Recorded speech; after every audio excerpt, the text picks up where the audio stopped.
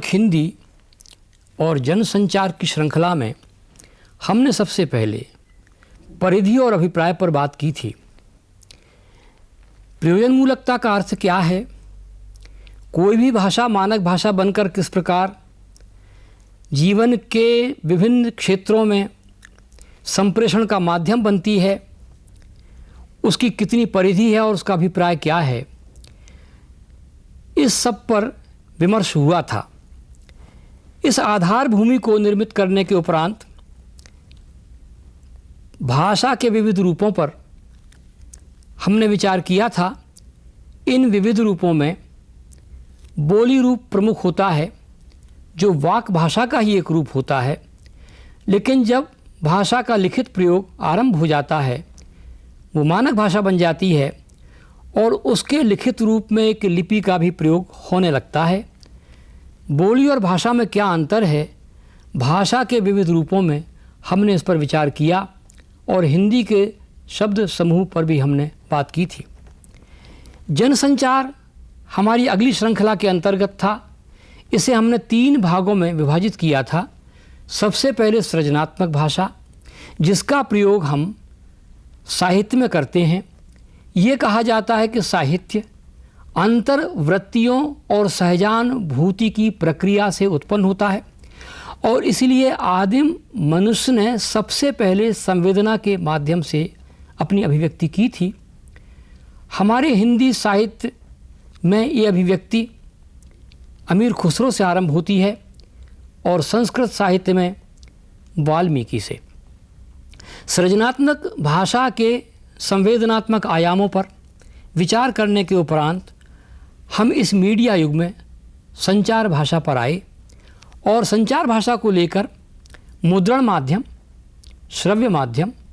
श्रव्य और दृश्य माध्यम के विविध आयामों के अंतर्गत हमने संक्षेप में इस मीडिया या संचार की भाषा पर विचार किया था, जिस पर विस्तार से भी हम अलग अलग विचार करेंगे। अखबार की भाषा पर अलग से विचार करेंगे, रेडियो और टेलीविज़न की भाषा पर अलग से बातचीत होगी। इसके उपरांत राजभाषा पर हम आए, क्योंकि मुख्य रूप से प्रयोजन मूलक हिंदी का जो आरंभ हुआ है वो राजभाषा के रूप में हुआ है। हमने स्पष्ट किया था कि भारतीय संविधान के अंतर्गत हिंदी को राजभाषा के रूप में स्वीकार किया गया है और ये केंद्र की राजकाज की भाषा है। इसमें इसके लिए शब्दावलियों का निर्माण किया गया है। प्रशासनिक शब्दावली का व्यापक रूप से निर्माण हुआ है, जिससे कि मानक भाषा के रूप में एक रूपता की दृष्टि से हिंदी का प्रयोग किया जा सके। इन सब विवेचनों के उपरांत आज हम कंप्यूटर और हिंदी या हिंदी कंप्यूटिंग पर बातचीत कर रहे हैं, क्योंकि ये कंप्यूटर का ही युग है। विदेशों में तो सारे काम ऑनलाइन ही होते हैं, भारत में भी बहुत तेज़ी से इसका विस्तार हो रहा है और विश्वविद्यालयों के बड़े संस्थानों में, बड़े कार्यालयों में, प्रशासनिक दफ्तरों में, इन सब में कंप्यूटर का व्यापक रूप से प्रयोग हुआ है और इसलिए कंप्यूटर और हिंदी को साथ लेकर विस्तार से बातचीत की जा रही है। कंप्यूटर के संबंध में कहा जाता है कि कंप्यूटर की भाषा अंग्रेजी है। ये कहने की बजाय ये कहना अधिक उपयुक्त है कि कंप्यूटर की लिपि रोमन है। रोमन में अंग्रेजी ही नहीं, यूरोप की अधिकांश भाषाएं लिखी जाती हैं। इसलिए जहाँ तक भाषा प्रौद्योगिकी पर बात करने का सवाल है, हमें उसकी जगह लिपि प्रौद्योगिकी पर बात करना चाहिए, क्योंकि एक लिपि में अनेक भाषाएं लिखी जा सकती हैं। ये यूरोप की भाषाओं से प्रमाणित हो जाता है। भारत में हर भाषा के लिए अलग लिपि का प्रयोग किया गया है और इसीलिए भाषाओं के एक दूसरे से अंतर संबंधों में बहुत बड़ा व्यवधान भी उत्पन्न हुआ है। इसके लिए कोशिशें की गई थी, लेकिन बाद में विठंडी पड़ गई और हमारे यहाँ लगभग 16 लिपियाँ हैं और यही सबसे बड़ा कारण है कि कंप्यूटर के प्रयोग में अनेक प्रकार की बाधाएं आती हैं। यहाँ तक होता है कि हिंदी को भी हम रोमन लिपि में लिखने लगते हैं, जो हिंदी की प्रकृति के अनुरूप नहीं है। अतः किसी भी भाषा के लिए लिखित रूप में उसके लिए जो प्रयोग में लाई जाने वाली लिपि है उसका ही प्रयोग हो और हिंदी और कंप्यूटर के संबंध में हम हिंदी की उस लिपि पर ही अधिक अपना ध्यान केंद्रित करेंगे जिसके संबंध में अनेक प्रकार के कंप्यूटर्स में उसके सॉफ्टवेयर बन रहे हैं। राजभाषा हिंदी का जब हम प्रयोग करते हैं तो कंप्यूटर बहुत आवश्यक हो गया है। आजकल वैसे भी देखिए आप, टाइपराइटर की जगह कंप्यूटर ही रखा जाता है, क्योंकि कंप्यूटर में जितनी सुविधाएं हैं और किसी में नहीं हैं और बहुत आसानी से यह हमें उपलब्ध हो जाता है। कई बार ये आग्रह किया जाता है कि कंप्यूटर का हिंदी क्या होगा। वैसे तो ये कहा जाता है कि टेक्नोलॉजी में जो चीज़ें जिस नाम से बनी हैं उसी नाम से उन्हें दूसरी भाषाओं में भी अपनाया जाना चाहिए, लेकिन हमारे यहाँ ऐसा नहीं हुआ। कंप्यूटर को हम संगणक कह देते हैं, लेकिन मेरी दृष्टि में परिचित नामों का व्यवहार करना आवश्यक है। इसलिए आकाशवाणी और दूरदर्शन बहुत प्रचलित शब्द हो चुके हैं, फिर भी हम ये मानकर चलते हैं कंप्यूटर, रेडियो, टेलीविज़न जो जिस रूप में हमारे सामने आए हैं, अगर इसी को हम अपना लेते हैं तो ये बहुत बड़ी सुविधा हो जाएगी। और इसी कारण मैं इस पूरे व्याख्यान में कंप्यूटर शब्द का ही प्रयोग करना उचित समझता हूँ, क्योंकि संप्रेषण की दृष्टि से यही अत्यंत आवश्यक है। मीडिया के इस युग में हम इलेक्ट्रॉनिक कंप्यूटर में सॉफ्टवेयर का प्रयोग करने लगे हैं। हिंदी में अभी हार्डवेयर में कीबोर्ड की सुविधा नहीं है और इसलिए कहा जाता है कि इनबिल्ट कंप्यूटर्स अभी हिंदी में बनना बाकी है। अंग्रेजी या रोमन का जो कीबोर्ड है उसी पर नागरी का कीबोर्ड बन जाता है सॉफ्टवेयर के माध्यम से, और उसकी वर्णमाला को हम उस पर चिपका देते हैं। कभी कभी ये भी कहा जाता है कि रोमन में ही क्यों हिंदी को हम नहीं लिखते, लेकिन ये संभव नहीं है, क्योंकि रोमन में वर्णमाला के जो शब्द हैं उनमें महाप्राण ध्वनियों के लिए अलग से प्रतीक चिन्ह ही नहीं है। यदि हमें खा लिखना हो तो हमें KH का सहारा लेना पड़ेगा, और इसलिए हिंदी की जो अक्षर लिपि है या नागरी वर्णमाला है संविधान में, उसी को ही स्वीकृत किया गया है और कहा गया है कि अगर हिंदी राजभाषा है तो उसकी लिपि देवनागरी होगी, जिसे हम नागरी भी कह सकते हैं संक्षिप्त में। अतः हिंदी को नागरी में लिखना ही आवश्यक है, वही उसकी प्रकृति के अनुरूप है, वही संविधान में स्वीकृत है, वही एकरूपता की दृष्टि से आवश्यक है, और इसीलिए कंप्यूटर के संबंध में बात करते समय नागरी वर्णमाला की बात करना ही आवश्यक है। कंप्यूटर के सर्किट, जिसे हिंदी में परिपथ कहा जाता है, के स्विच और उनमें प्रवाहित इलेक्ट्रॉनिक आवेग उसी तरह काम करते हैं जिस तरह हमारा मस्तिष्क और तंत्रिकाओं का तंत्र, जिसे नर्वस सिस्टम भी कहा जाता है, कंप्यूटर को इलेक्ट्रॉनिक दिमाग भी कहा गया है। कंप्यूटर इलेक्ट्रॉनिक दिमाग है। अब तो ये भी कहा जाता है कि मनुष्य का जो मस्तिष्क है उसे हम कंप्यूटर के साथ रख सकते हैं। साहित्यकारों ने भी या साहित्य में भी अब बड़े बड़े वैज्ञानिक आविष्कार हो रहे हैं, और ये कहा जा रहा है कि क्यों न साहित्य को साइबरनेटिक्स से जोड़ दिया जाए। साइबरनेटिक्स साइबर शब्द से निकल गया है, और उसमें कहा गया कि जितने बारीक तंत्र हमारे कंप्यूटर में होते हैं उससे अधिक बारीक तंत्र हमारे दिमाग में होते हैं। लेकिन ये माना गया है कि दिमाग और कंप्यूटर की तुलना करने के बाद भी हम इस बात को नहीं भूल सकते कि दिमाग मशीन नहीं है, मशीन जैसा है, और कंप्यूटर मशीन है, दिमाग जैसा भले ही हो लेकिन वो दिमाग नहीं है। इस अंतर को समझना बहुत ही अधिक आवश्यक है। कंप्यूटर की तकनीक को जानना अब उन सब लोगों के लिए अब ज़रूरी हो गया है जो कॉलेजों में पढ़ते हैं, विश्वविद्यालय में पढ़ते हैं, कार्यालय में काम करते हैं, और राजभाषा के रूप में, संचार भाषा के रूप में, सृजनात्मक भाषा के रूप में मानक हिंदी या प्रयोजन मूलक हिंदी का प्रयोग कर रहे हैं। प्रयोजन मूलक हिंदी का अर्थ हम पहले देख ही चुके हैं, फंक्शनल, जो व्यवहार में लाई जा रही है, जिसे हम काम में ला रहे हैं, उसे हम प्रयोजन मूलक हिंदी कहेंगे। कंप्यूटर में जो इनपुट आगत होते हैं, आने वाले आउटपुट निर्गत, उसमें कीबोर्ड और माउस जरूरी हैं और वो सूचनाओं को इसमें भरते हैं। इसके परिणाम आउटपुट में मिल जाते हैं, जिसे मॉनिटर, प्रिंटर और स्पीकर्स के नाम से जाना जाता है। इन शब्दों को, जो तकनीकी शब्द हैं, उनको उसी रूप में हम हिंदी में लेते हैं। उसको अनावश्यक रूप से उसका हिंदीकरण करने की ज़रूरत नहीं है। राजभाषा में कंप्यूटर का सबसे महत्वपूर्ण प्रयोग टाइपिंग है, और इस तरह कंप्यूटर ने टाइपराइटर की जगह ले ली है। लेकिन क्या कंप्यूटर टाइपराइटर है? नहीं, टाइपराइटर उसका एक बहुत छोटा सा भाग है, केवल टाइपिंग वाला भाग ही उसका टाइपराइटर है। यह एक ऐसा मिला जुला उपकरण है जिसमें एक सुपर कैलकुलेटर, टाइपराइटर और टेलीविज़न भी होता है। इसमें स्वचालित अभिप्रायों वाली इलेक्ट्रॉनिक प्रक्रिया रहती है, और कंप्यूटर के निर्देश पहले से निर्धारित आधारों पर चलते हैं। ये जरूरी है। निर्देश दे दिए जाते हैं। निर्धारित उसकी एक प्रक्रिया होती है। कंप्यूटर की प्रक्रिया बड़ी निर्धारित होती है, जैसे गणित की होती है ना। गणित में जितनी भी कैलकुलस और बहुत सारी जो समस्याएं आती हैं बहुत अधिक निर्धारित होती हैं, क्योंकि अगर वो निर्धारित नहीं होंगी तो एक प्रक्रिया के अंतर्गत कंप्यूटर काम नहीं कर पाएगा। यदि इसमें गलत निर्देश हुए तो बड़ी से बड़ी गलती हो सकती है। मैंने एक फिल्म देखी थी अमेरिकन प्रेसिडेंट इलेक्शंस पर, अमेरिकी राष्ट्रपति के चुनाव पर, और वो आपने मुझसे अधिक देखी होगी क्योंकि युवा पीढ़ी तो फिल्में अधिक देखती है।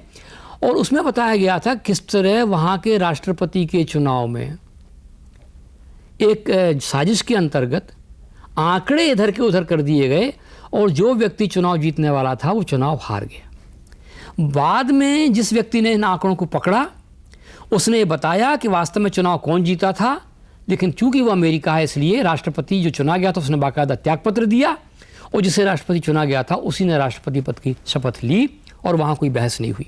इसे एक साजिश माना गया कंप्यूटर की।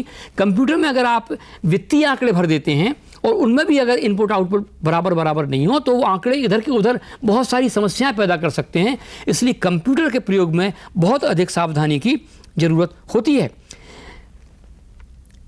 बाद में इस गलती को ठीक किया जा सकता है और वित्तीय संख्याओं में अगर गड़बड़ कर दी जाए तो हम अमीर को गरीब बना सकते हैं और गरीब को अमीर बना सकते हैं, लेकिन वो गरीब तो गरीब ही रहेगा और अमीर अमीर ही रहेगा।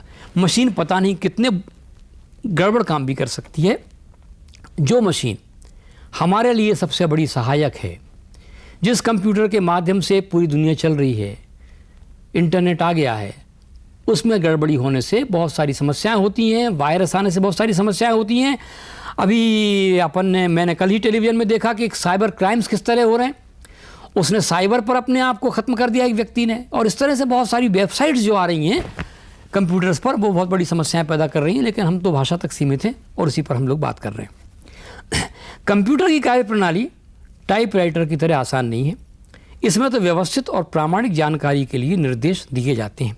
इसमें कई आंकड़े होते हैं और एक स्मृति रैम के रूप में एक ऐसी अलमारी का रूप हो जाता है जिसमें अनेक खाने बने होते हैं और प्रत्येक खाने में क्रमांक भी होता है।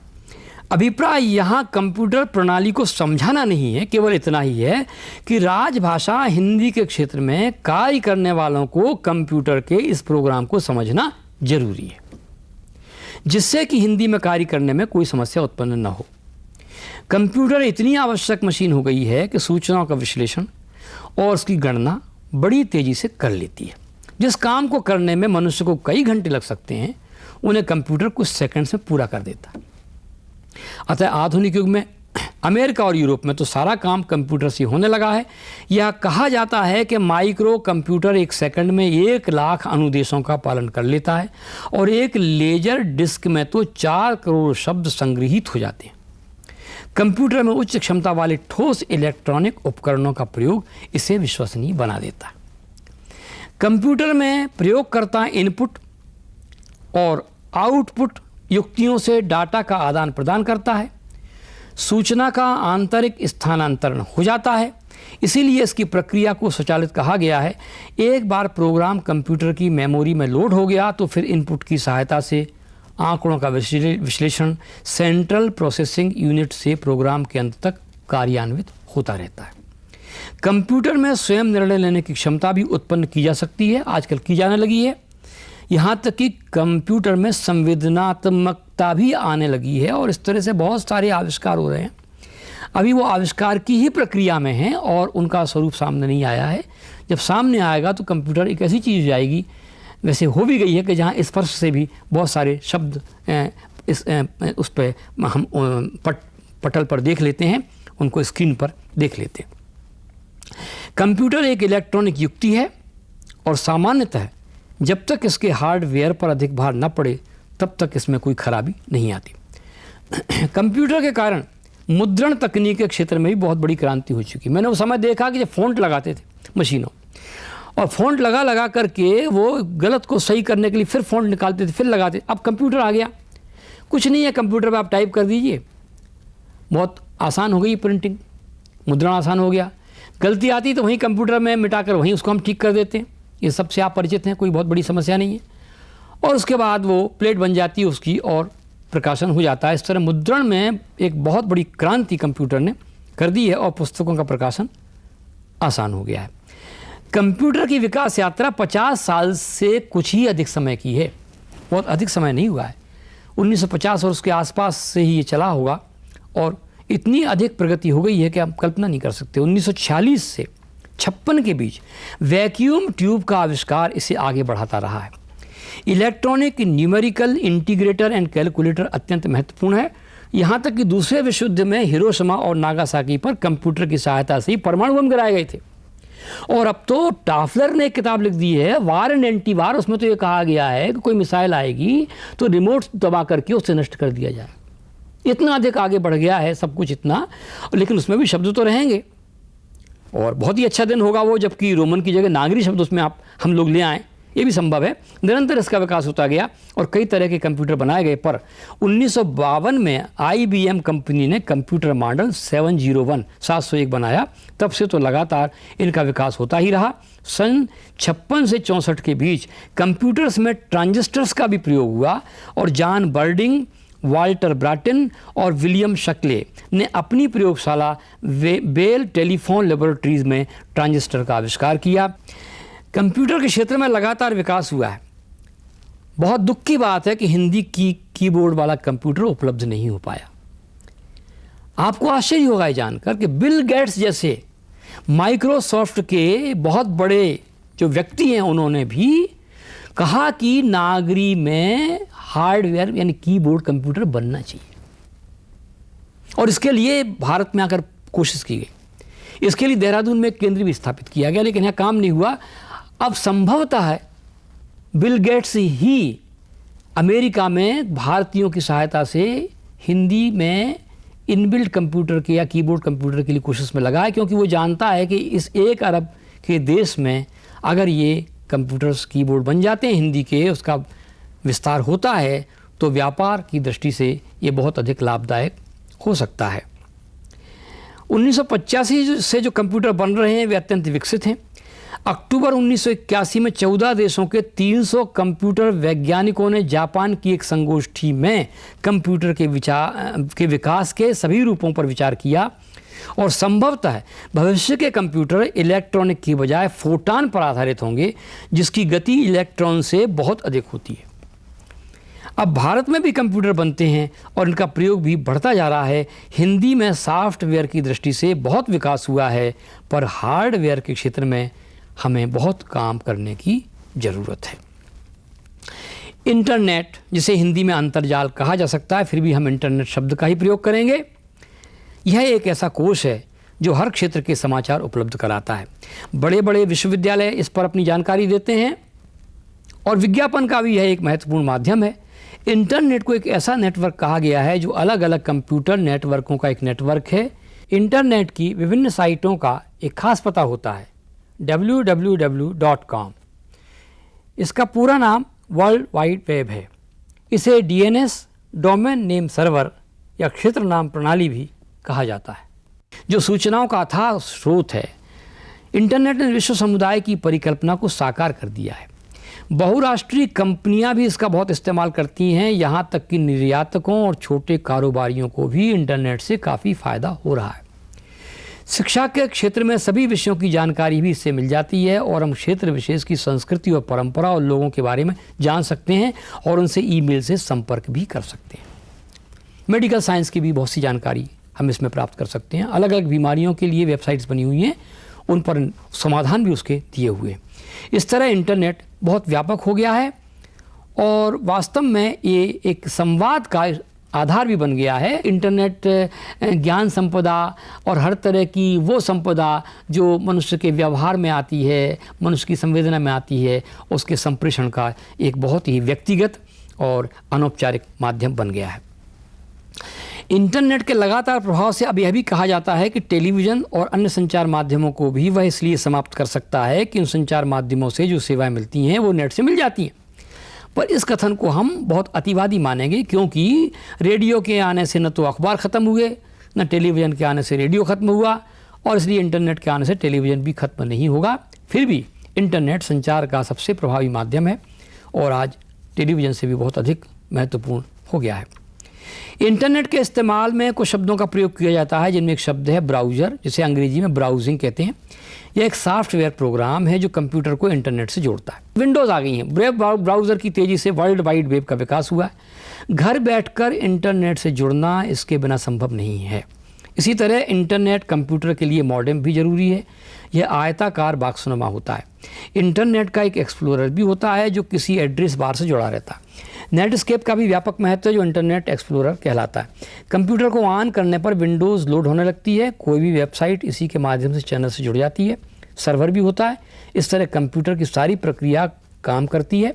अब सवाल ये है कि अगर आपको ईमेल करना है हिंदी में भी तो आप रोमन लिपि का सहारा लेते हैं।